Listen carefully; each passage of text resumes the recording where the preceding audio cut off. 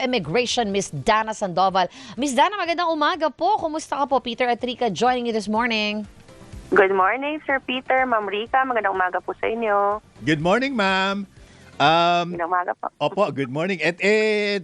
Actually, gusto lang namin na i-confirm yung pagbalik dito ni former DPWH Secretary Bonoan. You are able to confirm that, ma'am? Opo, dumating po siya kahapon ng umaga. Lulan po ng isang China Airlines flight galing po sa Taipei. Sa records po natin, siya po ay under ng isang immigration lookout bulletin, meaning minomonitor po natin ang kanyang travel. Kaya po, once we saw that he arrived po, agad po nating ibinato ang impormasyon po sa Department of Justice para po sa kanilang reference for the ongoing investigation. Ano po yung ruta niya? Coming from the States, ano po? So, connecting flight po? Yes po. It seems like it's the same route that he used po nung umalis siya ng bansa, because dumaan din po siya ng Taiwan noon before going to Los Angeles. Oh, okay. All right. So, at mag-isa lang po siya according to reports? Tama po. Upon checking, wala po tayong reported companion nung dumating po siya sa Pilipinas. Ano po ang protocol pag ganon? So, okay, merong ILBO, and therefore, nung na-confirm po na siya nga yung dumating, ano ang usually ang ginagawa ng immigration doon? Ipapaalam, and ano po ba? Kailangan bang escortan siya or anything? Please clarify this, ma'am. Yes, wala naman po, hindi po kailangan ng any additional action in compliance po kapag lookout bulletin. Kasi to its name po, talagang we monitor, we look out and check the travels of the individual nung subject po nung lookout bulletin na yon. So talagang when we got the information, the role of the BI is to just forward the information to the Department of Justice and nothing else. Kasi wala pong ibang order issued against former Secretary Manny Bonoan. Wala naman pong whole departure, warrant of arrest or anything. So there's no further action that was needed to be taken by the Bureau after that. Opo. Ma'am, di ba pag may foreigner na papasok sa bansa, tinatanong, what are you going to do with the Philippines? Pero kung babalik ka lang naman, kahit po ba may ILBO, hindi ka po tatanong ngayon, bakit? Wala po. Wala pong kailangan. Kasi pag Pilipino, ang uwi talaga ay sa Pilipinas.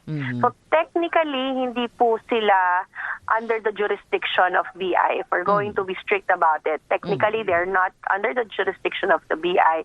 It's just that we are the individuals, we are the agency that has the jurisdiction over controlling the movement of people to and from the country. So while we are not directly part of an investigation, of the investigations being conducted about these individuals po na kasama sa flood control project, ang role po ng BI is to collect the information and forward it po to law enforcement agency. Opo. But do you need to tell them pa po, just for courtesy na, sir, may ILBO ka, baka hindi mo alam, i-forward namin ang inyong, that you arrived in the Philippines para alam din po ng pertinent agencies ng gobyerno? Normally po, we inform him. And when he left po, he was also informed about it. Ganun okay. pala yun. O, hindi ka pwedeng, ganun ba? Ay, hindi pwedeng lumabas kasi ILBO lang naman. Meron po bang standard script pag ganon?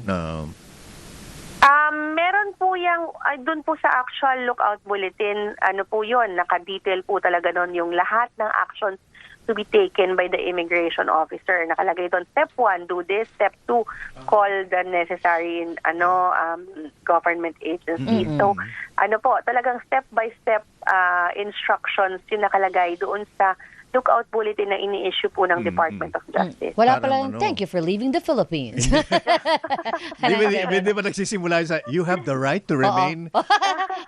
Miranda rights. Ma'am, last na lang po before we let you go, ma'am. Hinahanap po natin si Atong Ang. Is there any info that he has left the country? Pagtitingnan po natin ang records ng immigration for all international ports of entry and exit, wala pong recent travel si Mr. Atong Ang, wala pong recent departure. Oo, baka naman backdoor na naman ito. Oo nga, wag naman sana backdoor na Miss naman. Dana, still on former Secretary Bonoan, wala po bang ano yan, yung sa immigration, yung kagaya, yung na lagi natin napapanood sa, sa states ito yung please follow me. Kasi Oo. meron pang Oo, may papapuntahin extra sa- interview, gano'n. Oo. Hindi na mo i-detain kakausapin lang Oo. Sa arrival po wala. Sa departure may bahagya kasi kukunin po yung detalye ng kanilang pag-alis ng bansa. Where they are going, their contact information, the full address kung saan po sila pupunta. Kasi yan po ay isusumite sa DOJ para pag kinakailangan po sila na halimbawa hanapin or ipasampina or kinakailangan po ang kanilang makontak para sa investigation. The DOJ Yeah. has all the details of their Okay. travel para madali po sila Yeah. or may at least mayroon ng starting point dun sa paghahanap sa kanila. Ayun. China Airlines from LAX? Yes. From ang last port niya po ay Taiwan. Baka Taipei. connecting flight. Hindi, yun na nga. Yes. Pero it's China Airlines from the States. Yes po, from America. Ayun. Alright. Sige po, Miss ma'am. Dana, maraming salamat. Ubusan kami ng oras, ma'am. Dami pa namin papa-attendan Oo nga, sana eh. But thank you for your time, Miss Dana. Good Alright. morning. Salamat po. Salamat. Good morning. Alright. Po, ang ating civil